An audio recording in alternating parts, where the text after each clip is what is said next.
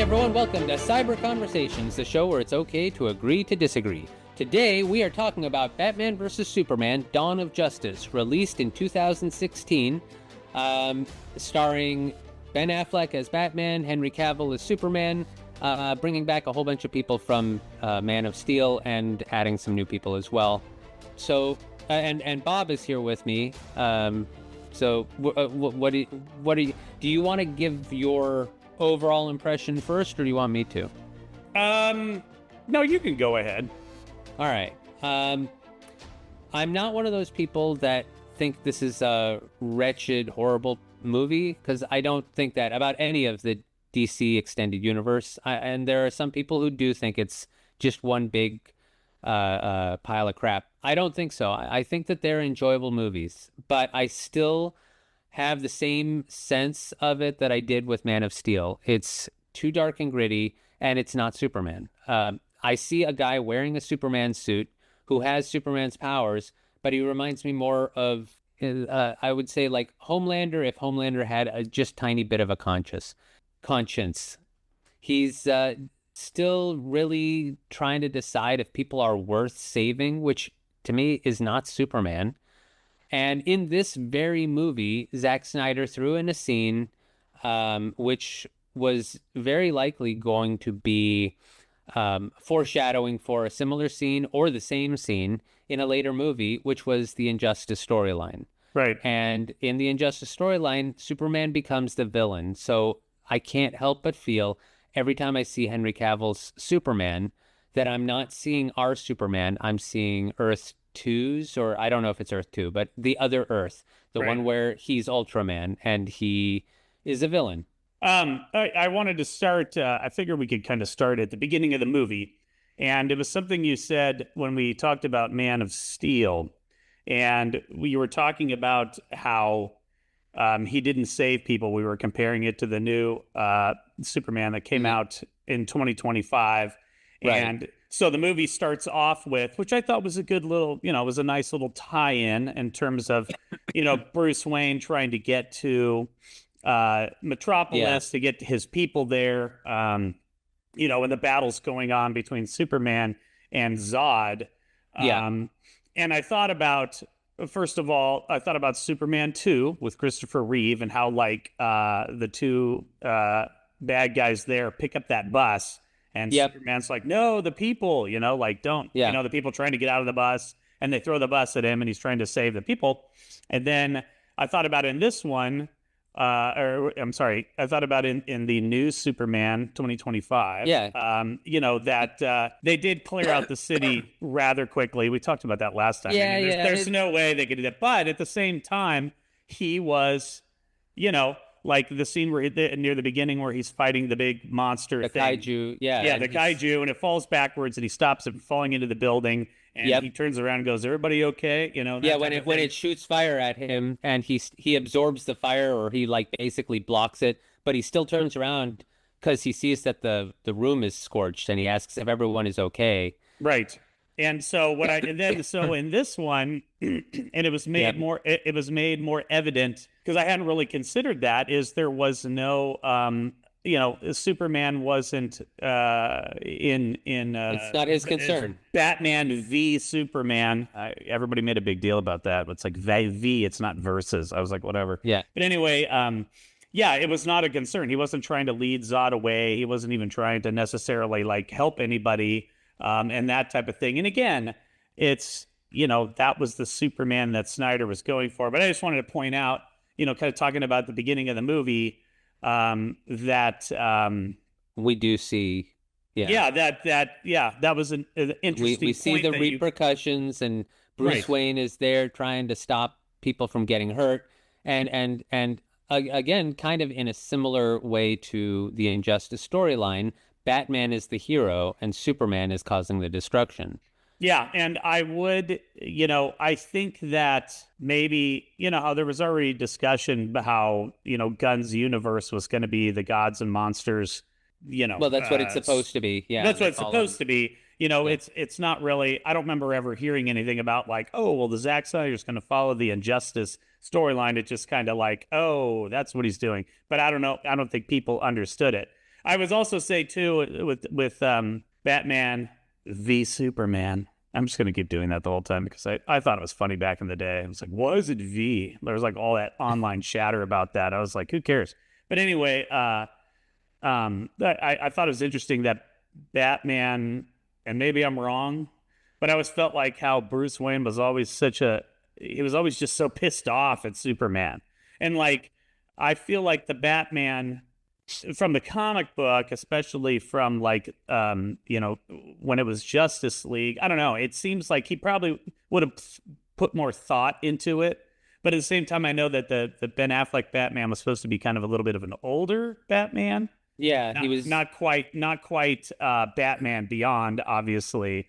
No, aged Bruce Wayne, but a little bit older. So maybe he was ruled more by his emotions. But I always felt like he had more of an analytical mind, a little bit less emotion. Yeah, but I always got the impression that Ben Affleck's Batman is much more jaded.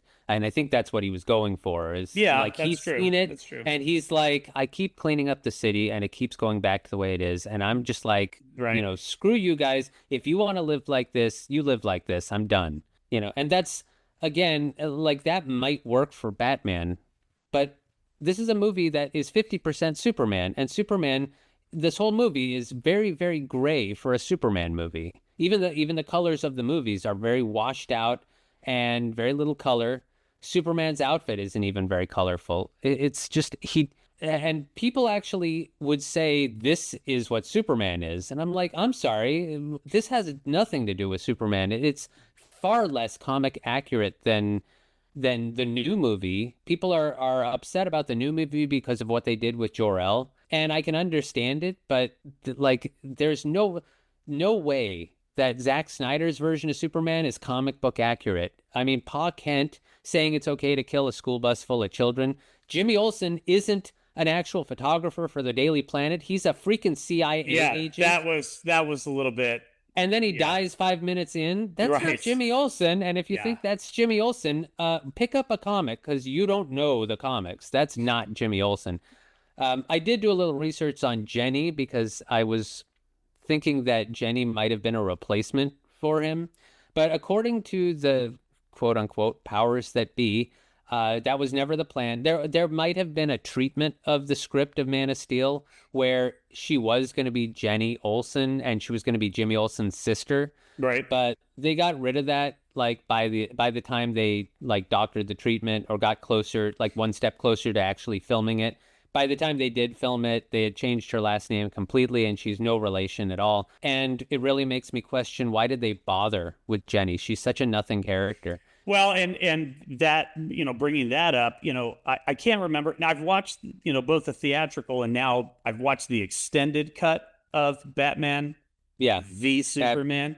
Yeah, I think we can say Batman versus Superman. I don't think anyone's going to lose You're taking away my fun. I don't think anyone's going to lose their mind over it. I don't know. You get some people will be like, it's trauma. It's trauma. From I mean, if you really want to save the time, we'll just call it BVS. But that sounds like a disease. Anyway, actually, I think it sounds like an underwear.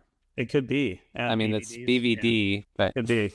Yeah, but I mean, so they had Jenna Malone playing a character who helps Lois. And why bother? She's a great actress. Well, there was a whole plan with her becoming. I can't remember who it was. She was going to be Oracle, maybe. I do know because that would be. It may be that they were going to go with that.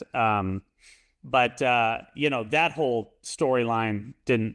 They never did anything with it. Didn't go anywhere. Yeah, it was kind of like a cameo. And when we were talking about it last time, when you were bringing up Jenny, I was like, Jenny, was that Jenna Malone's character? But no. Yeah, that was something they didn't do anything either. Yeah. And it's again, it kind of brings up what I said before about the miscasting. There's some really not good casting here, even though they have a bunch of people who are really good actors. And Amy Adams is still, to me, like, she's not Lois. And I hate saying that because I think Amy Adams is a really great actress normally, but she doesn't say bold, intrepid reporter.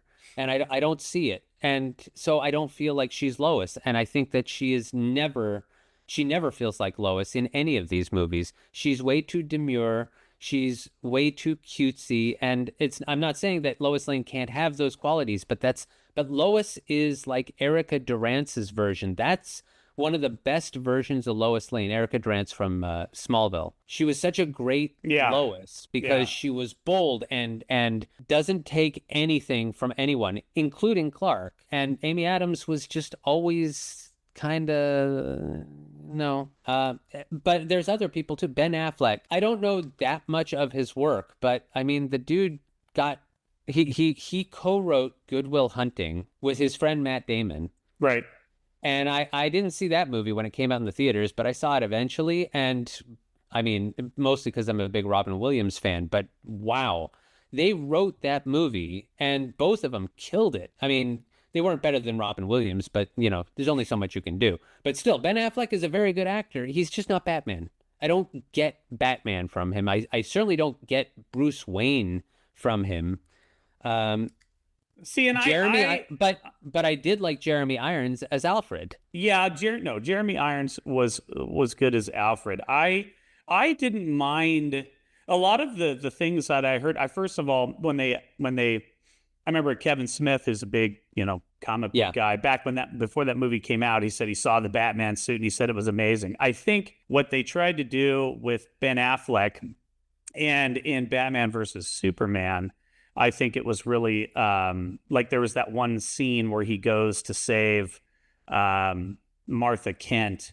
That scene was right out of like a Batman Arkham game, and I think that's really what they were going for, is because the whole Batman Arkham Knight there's Arkham whatever. There's a whole bunch of those Batman games, and they're fantastic. Yeah, I love them. Yeah, they're great. And I think that was what they were going for with Ben Affleck's Batman. It seems to me, especially, that scene looked like it could have been right out of one of the games when he goes into that warehouse to save her. By the way, it was, I did quickly look it up. So Jenna Malone was supposed to play, her character was supposed to be, I don't know if it's Janae or Janet Clyburn.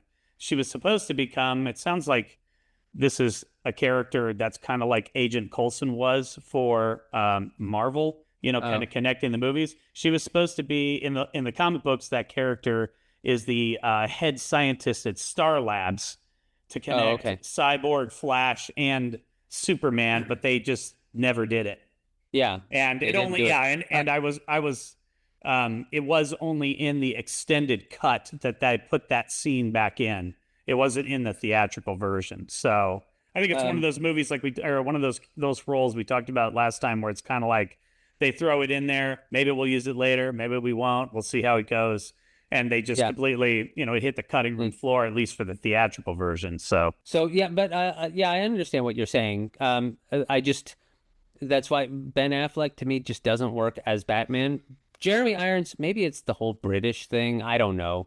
But Jeremy Irons is such a phenomenal actor that I was completely sold on him being Alfred. And that's not to diminish anyone else. What's his name? Michael Gough? Yeah, Michael Gough from the from the Michael Keaton movies was a great Alfred. And I like Andy Serkis as Alfred too, although Andy Serkis is just like, he's also one of my favorite actors.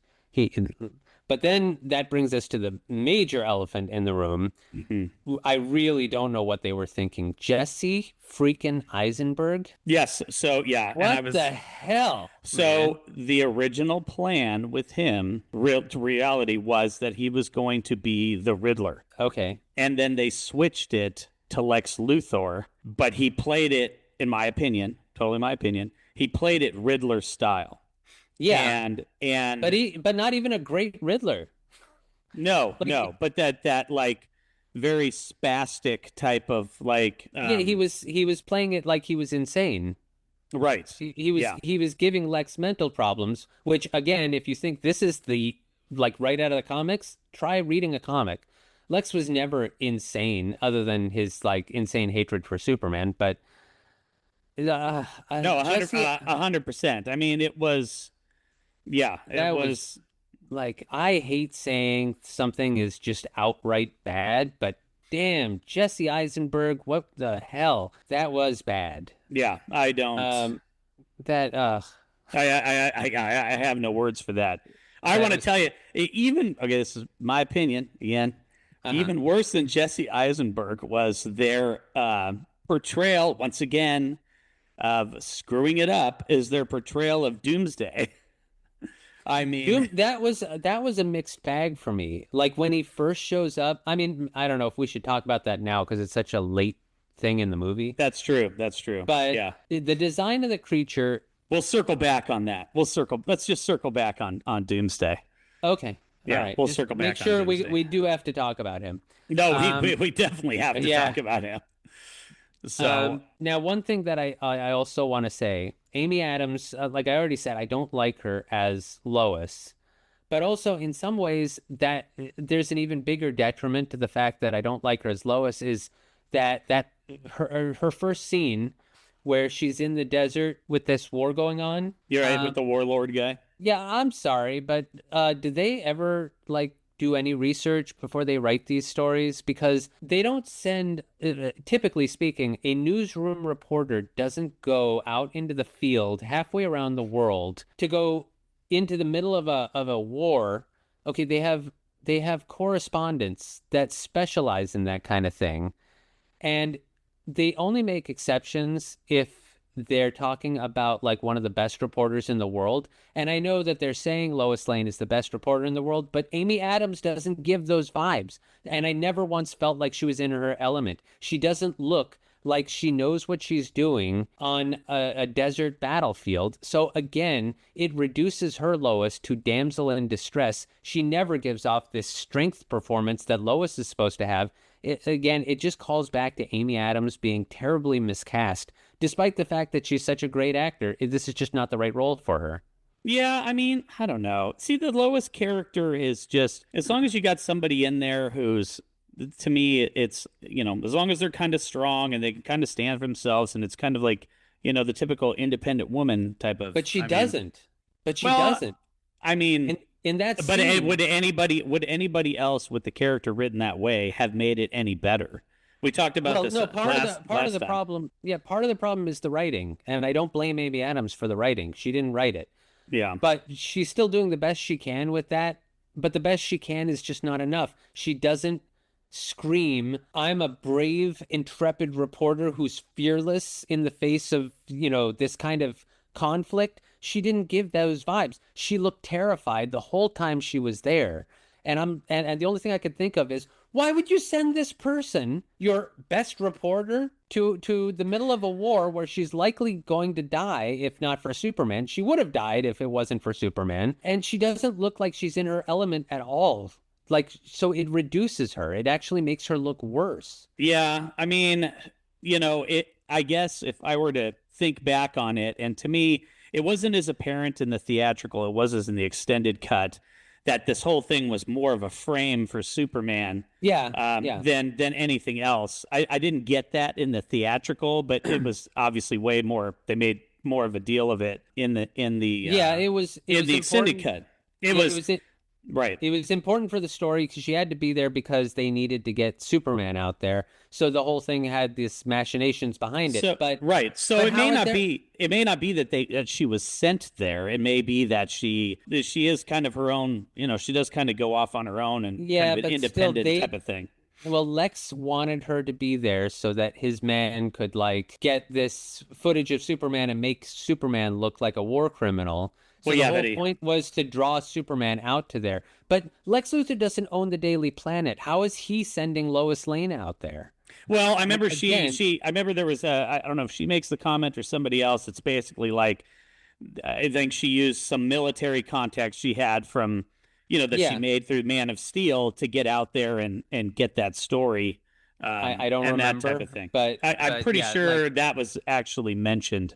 I don't remember it, and I just watched it a couple days ago. I don't remember it, but it didn't work for me, and that's part of what I don't like. I mean, I also don't like the bathtub scene. I think that it's pretty bad considering the movie that it's in. First of all, as I said before, Amy Adams is a great actress, but she doesn't scream sexy. I've never once seen her as sexy. I thought she was. You know what? I'm going to say that I thought at the end of the movie Enchanted, when she comes in her gown and her hair is down, she was pretty She was pretty sexy.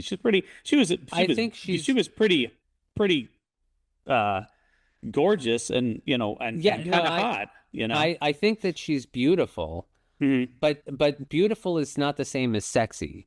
Beautiful is what she looks like. She is beautiful, but I don't see her in lingerie. That wouldn't turn me on because she doesn't give off those vibes. So seeing her in the bathtub with like almost seeing her nipples, like I don't care. Like it Well, didn't turn me on. I think And the the scene was more about the humanizing normal, Yep, trying to have like the normal relationship. You know what I I mean? Like a understand that. guy and a I gal. understand that. He comes home with the groceries, she's in the bathtub, and I blah blah understand blah. that, but it doesn't work for me. And part of it is because I didn't think that she was sexy. And the other part of it is, even though I know Superman has a romantic situation with Lois, and I don't mind seeing them kissing, and I know that they probably have sex too, but I don't really want to see it. And Superman getting into the bathtub and they're about to have sex, like that was a bridge too far for me because it's freaking Superman, Yeah, I know, but Superman Like 2, I, Superman I 2, I know, and I never felt comfortable with that scene in that movie either. Like it but at was least in that interesting. scene they didn't like I just didn't I didn't think it worked for me, and I didn't like the scene in Superman 2 either because I thought it was too much of Superman. Like When we're talking about this, this conjures up for any of you out there listening, if you've seen Mallrats, the scene where they're talking about Superman having sex with Lois.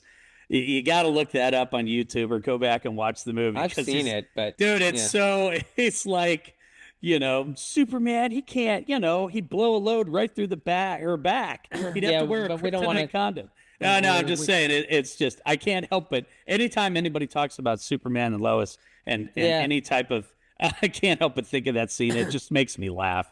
Sorry. Yeah, but it's not really there's not really a place for it here. Um But there's definitely a place for it.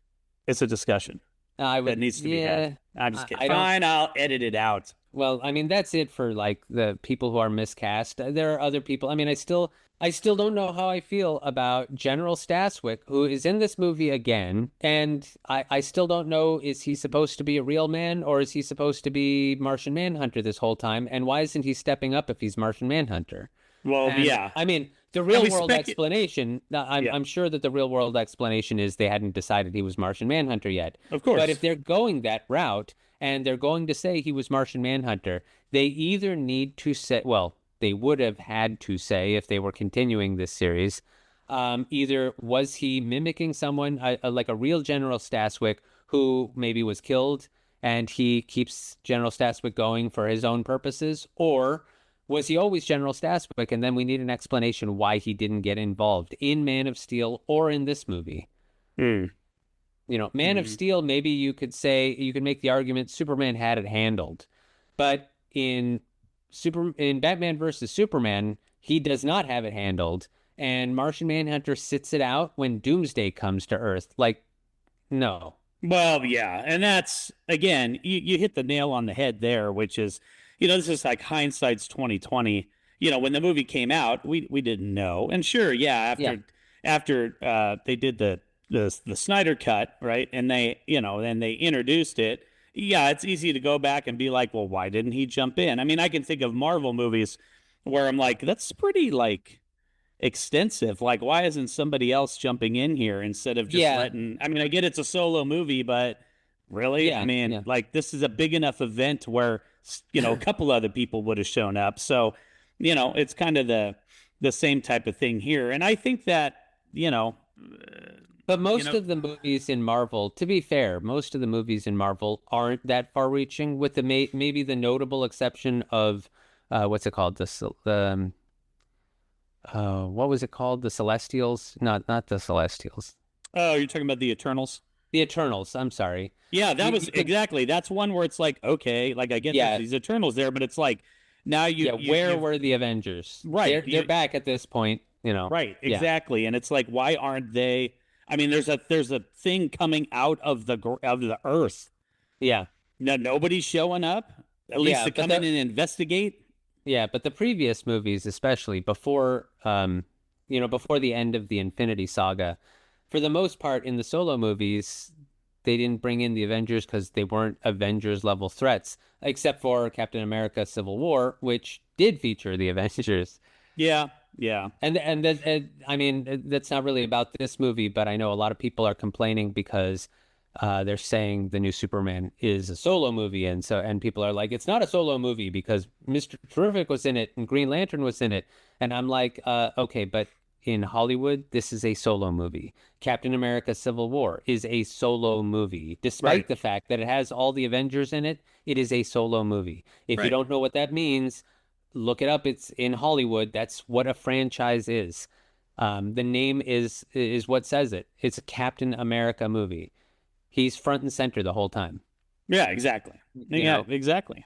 And that's the same with the new Superman movie. And that's why Batman versus Superman is not a solo movie. It is a Batman and Superman movie. And it does introduce Wonder Woman, but it's not called Batman versus Superman and Wonder Woman because she's not in it until the very end. Right. Except for a couple of scenes as Diana Prince. Yeah. That's another one where I still Gal Gadot looks the part but can't act her way out of a bag. Like, she is so monotone. It's bad. It's awful. Oh, I thought it was good, especially when we haven't gotten to Wonder Woman yet, but when you got but she's hot, she did, but she can't act. She can't. No, I thought she did. I thought she did okay. I mean, I don't know. We've got was it Alexandra Daddario? She's from she was in like the Percy Jackson series, and then she was in Baywatch. She's now, I guess, Wonder Woman in the Gun universe. I think they haven't announced it for sure. That she's. I thought it was pretty well confirmed though, but and she looks the part. I mean, you go back to the what was her name? Remember that pilot that they made for a new Wonder Woman show? Yeah, Adrian Palicki. Palicki. Yeah. Talk about a complete rewriting of the character. It was so bad. I mean, I never saw it, but that thing's out there on bootleg. In fact, I think you can watch it on YouTube. It's all over the place. But I thought the gal, it's interesting. I don't want to say it's difficult. It's trying to talk about these movies after we've had all the other movies that have kind of rounded out the universe. This the Snyderverse, we'll keep calling it. In a sense, or what was started there. It's hard to. I mean, if we just look at Batman versus Superman, and Gal Gadot in there, and Gadot. Is it Gadot? I heard her name is pronounced Gadot. Okay.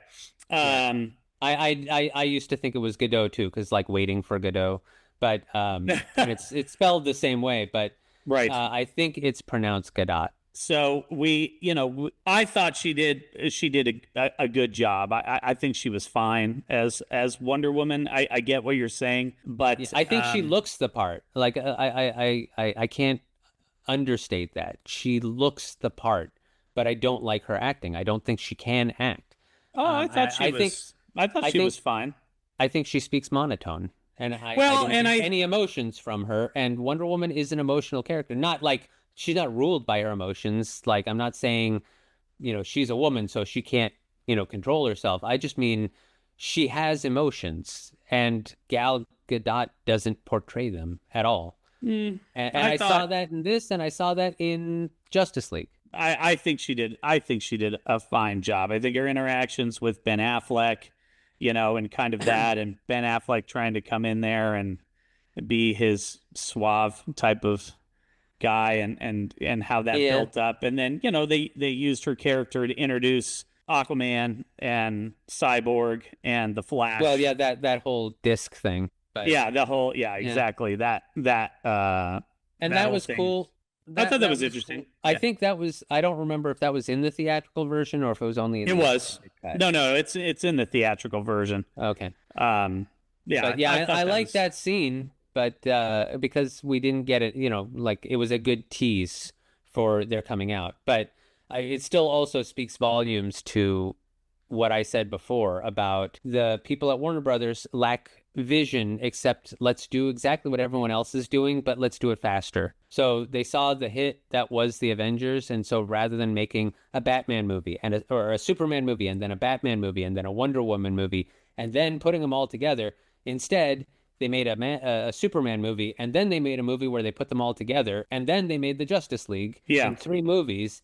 So it was like, and a lot of people talked about that because you had Avengers in 2012. Yeah, that was the 6th movie because we had Iron Man and we had the Incredible Hulk and we had Iron Man 2 and we had Thor and we had Captain America, the first Avengers. There's 5 full movies before the Avengers. Well, yeah, and they were working on, and they had a kind of a working storyline going. I mean, that was working out for him. That I think as they continued on, it was like they were able to flesh out a lot of the ideas. And you're right. I mean, we talked about this last time, is that, Warner Brothers really did kind of rush and wanted it to maybe look different and go for the darker thing. Like I said, we talked about last time, Nolan's Batman. I mean, even Tim Burton, Batman and then Batman Returns, were very dark compared to that. And then it went to Batman Forever, where it got more comic booky when Joel Schumacher took over. And then Batman and Robin, which, that one, we won't even, whatever. But, it's like, it's interesting because, I'd like to think that this is the director's vision. And I've mentioned that before. But at the same time, it's like, how much of that is driven by like, well, listen, we need this to be more like a comic book. And we need to be, it to be more like this. I think that there's a happy medium. I really loved the James Gunn Superman, but that one is really leaning into the comic books a lot. Oh, super, yeah. It isn't, like page for page, because they did change, not completely, but Jor-El's character, sure, the whole conquer the earth thing, was done in some of the comics. The super harem. Yeah, like that was the one thing where I was just like, why did that even need to be a thing? Like, wasn't it enough to rule and enslave the people of the earth and make them worship you? But not for nothing. That is something that comes from the comics. The idea that they sent him as a conqueror. That didn't come out of nowhere. Yes, but I don't know why they had to add that extra little bit of like, maybe to make him, to make him as despicable, to make them as despicable, and they wanted him to be as despicable as possible. I guess. And I mean, I think it's just, I mean, the point is that while it isn't page for page the comics, it does have some basis in it, but by and large, the new movie is Superman straight ripped out of the comics, and the Snyderverse is not. By the way, as far as Wonder Woman, I haven't heard much about what's her name, Daddario. Alexandra Daddario. Adria Arjona is also. They had talked about her. I would love to see her. I think she would be great. She's beautiful. She looks the part, and she is a phenomenal actress. If you haven't seen Andor, I haven't watched Andor. Nobody judged me for that, but I no judgment. My kids have been like, "What?" I'm like, "Yes, I have not watched Andor." Well, it's like I can only do so much. Yeah, I know. I've heard it's amazing, but it's like they keep spitting out shows, and it's like, I got about 10 minutes into The Acolyte, and I was like, "Why?" And I loved it. I thought The Acolyte was really good. Well, I didn't want to talk about that. No, I don't want to talk about it right here either. It's a completely different show, but for what it's worth, I love The Acolyte. It's not my favorite. It's probably still my least favorite Star Wars show, but that's because it's up against so many other shows that I loved, but I still loved it. But anyway, Adria Arjona, I think that's how you pronounce her name. She was talked about for the role of Wonder Woman. James Gunn has worked with her before, and so there was talk of that, but I think he had said he hasn't already decided, and I haven't heard anything saying that anyone has actually been cast yet. So I guess there are still a few names. So to get back to it, because we were like falling down a whole different rabbit hole, because that's what we do. Something that stood out to me that I don't know if it sits well with me: Batman branding criminal. Like, where did they come up with this idea? And especially the fact that he knows that it's basically a death sentence. Criminals that get branded with the bat symbol get killed in prison, and he knows it, but he brands them anyway. Like, this isn't, again. Well, Batman has, in the older Batman, as he's gotten older, that is in the comic book, that he's done stuff like that. And that comes back to what you were talking about earlier, which is that he's jaded, and he's just so like fed up with that type of stuff.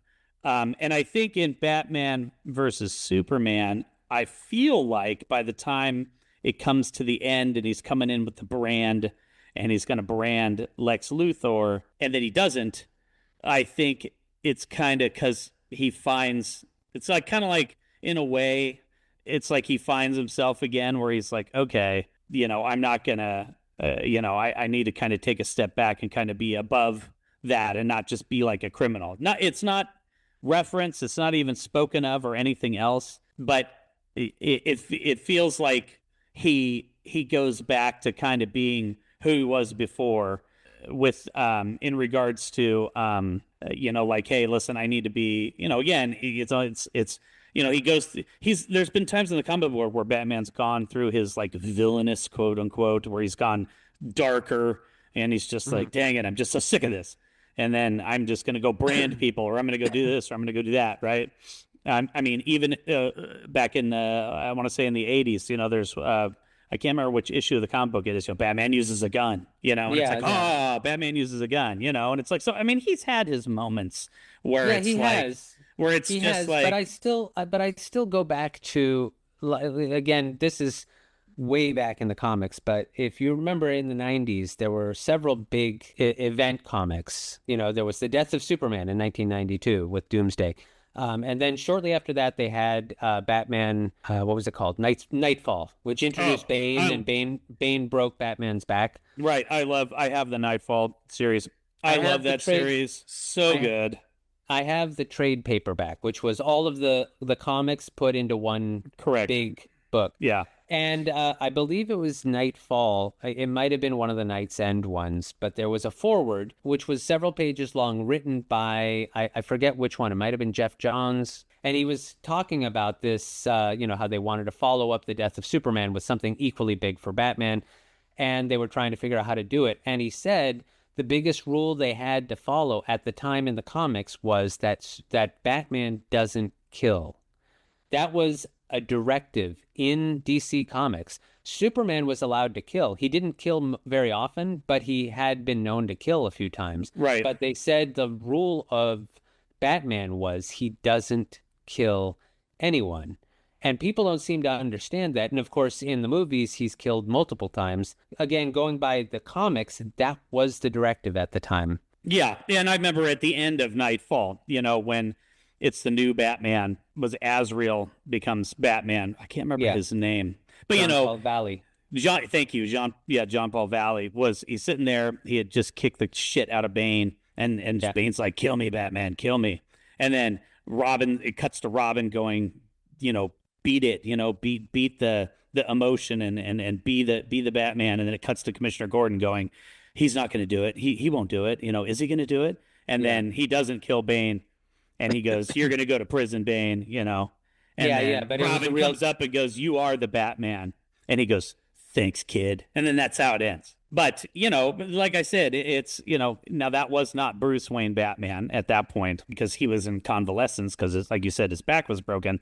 But I guess it comes back to the thing of like, Batman's had his ups and downs. I mean, the guy's been like, saw his parents killed. I mean, we all know the backstory and everything else. And it's like, especially in this day and age, well, even back in 2016 when Batman versus Superman came out, I mean, people carry trauma a long time, and sometimes the trauma overwhelms the trauma of his parents, and he just gets mad at like, gosh, why can't people like, can you be a little bit better, And sometimes, it's that whole grief curve, and so he has his ups and downs, and it's been that way in the comic books. So I don't know, the branding is kind of what we're talking about, like why he's branding these criminals and that type of thing.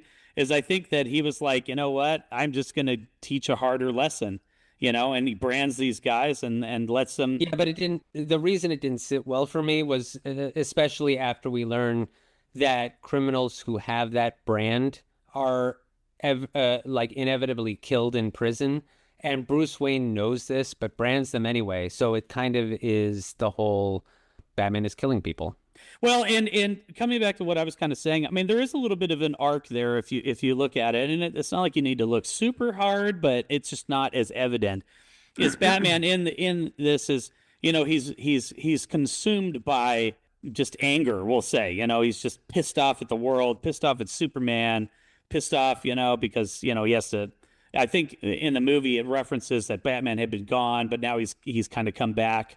and that's when he started branding people, blah, blah, blah. But the thing is I think there's a little bit of an arc there where with the scene where he finally fights Superman and at the end and they do the whole Martha thing. And I know that's been a joke now for the last like 9 years. Yeah, like, we'll have to talk about that because but the bottom line is I think that moment where he kind of backs up and kind of just realizes more of everything he's been doing. It's not just like, oh, Superman's mom was Martha too, so you know what I mean? It's more like an epiphany moment for him in the grand scheme of how he is, and I think that's what kind of sets him back on more of the path of the Batman we're kind of used to. That was kind of how I interpreted it. I mean, yeah, but I didn't see that, and it just didn't look like that to me. I don't know.